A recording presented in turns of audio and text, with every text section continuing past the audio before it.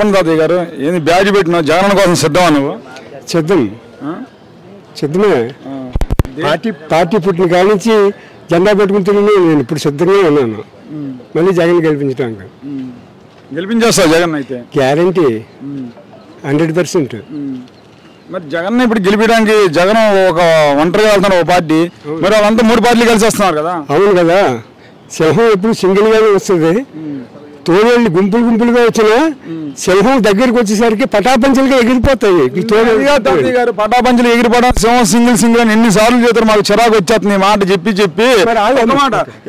ఇప్పుడు పిచ్చుకోకుండా వాళ్ళంటే ఇప్పుడు అందరూ ఏకం అవ్వాలని చెప్పి పవన్ కళ్యాణ్ మాట్లాడుతున్నాడు. అవును కదా, సింహాన్ని డైరెక్ట్గా ఎదుర్కోలేక ప్రతిపక్షంలో 5-6 పార్టీలు కూడగట్టుకుని ఈ గుంపు అంతా వచ్చేసి ఒకరి మీద అటాక్ చేసి చంపేస్తారా అంటే గోకరాళ్ళని కోడికత్తులని కూడా ఎటకారం ఆడతారా?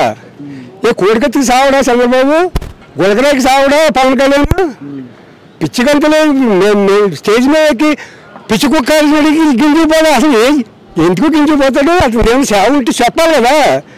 నేను రేపు చేస్తానని చెప్పడం కాదు, ఇప్పుడు దాకా పవన్ కళ్యాణ్ ఏం చేయాలి చెప్పాలి.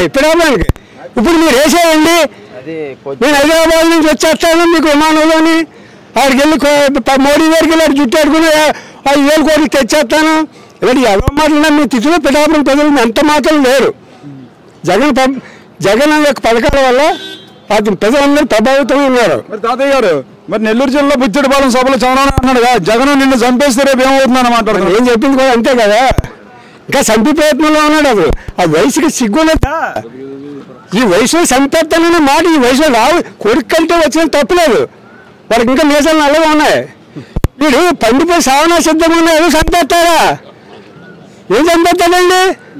చంపితే డైరెక్ట్ కదా అలా గొడకరాళ్ళు ఏంటో అలా కోరికత్తులు ఏంటో నువ్వు నీ కొడుకు డైరెక్ట్గా చంపే శాతగానే ఏదో డబ్బు చంపేది పాపం డబ్బు అంతా ఉందని 10 మందికి పడేది రౌడీల్ని వాళ్ళు పోషించి వీడి మీద గుచ్చుకోవడం అది మగటం లేదు. అది ఒక చౌదరిగా అతనికి ఒక్కరికే చెందింది, ఈ దేశంలో ఎవరికి చెందలేదు. అది అంత లాలజీనే అన్నది.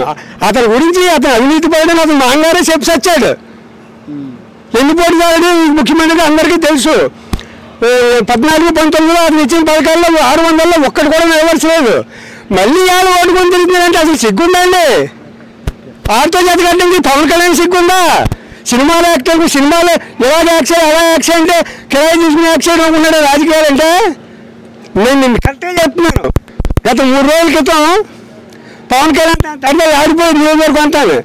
ఈ 3 రోజుల్లోనే అడవులు సప్పుడైపోయింది.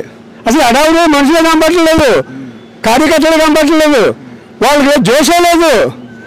ఇంకా ఎంతవరకు మారుతున్నది విశ్వాసం మాకు ఉంది.